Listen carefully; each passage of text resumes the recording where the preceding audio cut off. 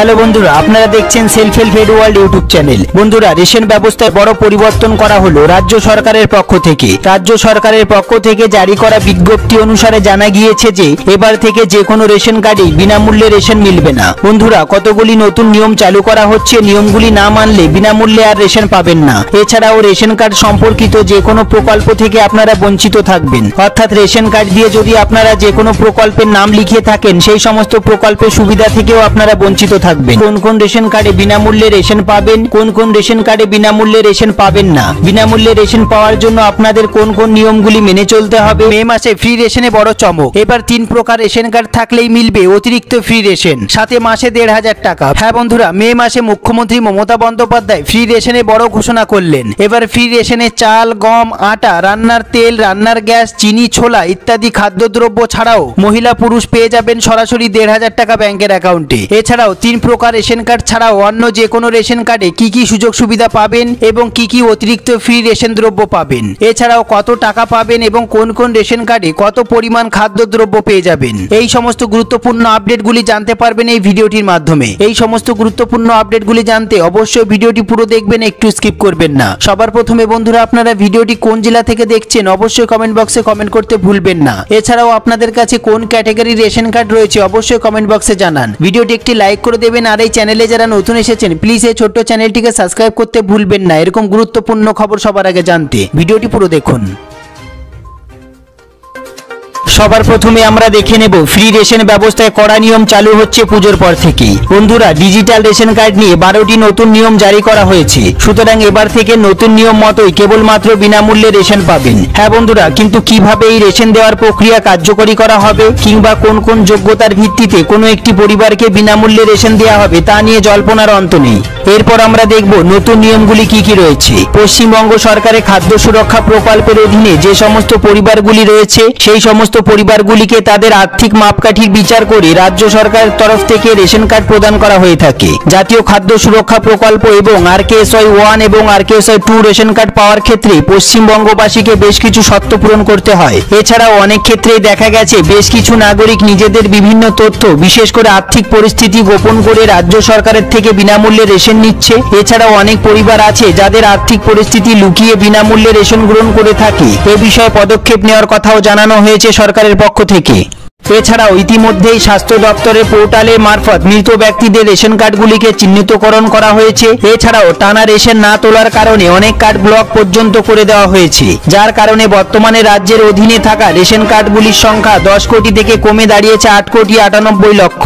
এরপর যে বিষয়টি অত্যন্ত গুরুত্বপূর্ণ সেটি আমরা দেখে নেব নতুন নিয়মগুলি কি কি রয়েছে। বন্ধুরা, এই নিয়মগুলি কিন্তু পুজোর পর থেকে না মানলে আপনারা আর বিনামূল্যে রেশন পাবেন না। যে সমস্ত পরিবারে কোনো মোটর চালিত 2, 3 অথবা 4 চাকার যান রয়েছে অথবা নৌকা রয়েছে সেই সমস্ত পরিবারের সদস্যরা ডিজিটাল রেশন কার্ড আর পাবেন না, অর্থাৎ বিনামূল্যে আর রেশন তারা পাবেন না। তারপরে আমরা দেখে নেব যে সকল পরিবারে কৃষিক্ষেত্রে প্রয়োজনীয় 3 অথবা 4 চাকার যন্ত্র, ট্রাক্টর অথবা হারভেস্টার রয়েছে সেই সকল পরিবারের সদস্যরা ডিজিটাল রেশন কার্ড পাওয়ার যোগ্য নয়। তারপর আমরা দেখে নেব যে সমস্ত পরিবারে 50,000 বা তার বেশি ক্রেডিট কার্ড সহ কিষাণ ক্রেডিট কার্ড রয়েছে সেই সমস্ত পরিবারে ডিজিটাল রেশন কার্ড পাওয়ার যোগ্য নয়। এরপর আমরা দেখে নেব যে সকল পরিবারে কেন্দ্রীয় সরকারের অধীনে কিংবা রাজ্য সরকারের অধীনে অথবা PSU সরকারি সাহায্যপ্রাপ্ত স্বায়ত্তশাসিত সংস্থা অথবা স্থানীয় সংস্থাগুলির আওতায় কর্মরত কোনো গেজেট বা নন গেজেট কর্মী রয়েছে তারা ডিজিটাল রেশন কার্ড পাওয়ার যোগ্য নয়। এরপর আমরা দেখে নেব সরকারের সাথে অকৃষি উদ্যোগ সহ নিবন্ধিত কোনো পরিবার ডিজিটাল রেশন কার্ডের সুবিধা পাবেন না। এরপর আমরা দেখে নেব যে সমস্ত পরিবারে 15,000 টাকা কিংবা তার বেশি উপার্জনকারী সদস্য রয়েছে তারা এই ডিজিটাল রেশন কার্ড পাওয়ার যোগ্য নয়। বন্ধুরা, তারপরে আমরা দেখে নেব যে সকল পরিবারে আয়কর কিংবা পেশাদার কর প্রদানকারী সদস্য রয়েছে সেই সমস্ত পরিবারে ডিজিটাল রেশন কার্ড আর পাবেন না। এরপর আমরা দেখে নেব যে সমস্ত পরিবারের বাসস্থান অর্থাৎ বাড়িতে 3 বা তার বেশি ঘর রয়েছে এবং সমস্ত ঘর পাকা দেওয়াল এবং ছাদ রয়েছে সেই সমস্ত পরিবার ডিজিটাল রেশন কার্ড পাওয়ার যোগ্য নয়, অর্থাৎ তারা বিনামূল্যে রেশন আর পাবেন না। এরপর আমরা দেখে নেব যে সমস্ত পরিবারে রেফ্রিজারেটর রয়েছে তারা এই ডিজিটাল রেশন কার্ডের সুবিধা আর পাবেন না। তারপর আমরা দেখে নেব যে সকল পরিবারে নিজস্ব ল্যান্ডলাইন ফোন রয়েছে তারা এই বিনামূল্যে ডিজিটাল রেশন কার্ড আর পাবেন না। এরপর আমরা দেখে নেব যে সমস্ত পরিবারগুলিতে কমপক্ষে একটি সেচের সরঞ্জাম রয়েছে অথবা 2.5 একর জমি রয়েছে সেই সমস্ত পরিবারে ডিজিটাল রেশন কার্ডের সুবিধা আর দেওয়া হবে না। সবার প্রথমে দেখে নেব আমরা এই গুরুত্বপূর্ণ প্রতিবেদনটি। মে মাসে ফ্রি রেশনের চমক, সাথে সমগ্র দেশের নাগরিকদের জন্য কেন্দ্রীয় সরকারের তরফে এক বিশাল সুখবর প্রকাশ্যে আসলো। এতে বলা হয়েছে যে আগামী দিনে আরো 1 বছর প্রধানমন্ত্রী নরেন্দ্র মোদীর উদ্যোগে কার্যকরী প্রধানমন্ত্রী গরিব কল্যাণ যোজনার অধীনে সমগ্র দেশবাসী বিনামূল্যে খাদ্যশস্য পেতে চলেছেন। এপ্রিল মাসের 1 তারিখ থেকেই ফ্রি রেশনে অতিরিক্ত চমক দেখতে পাবেন আপনারা।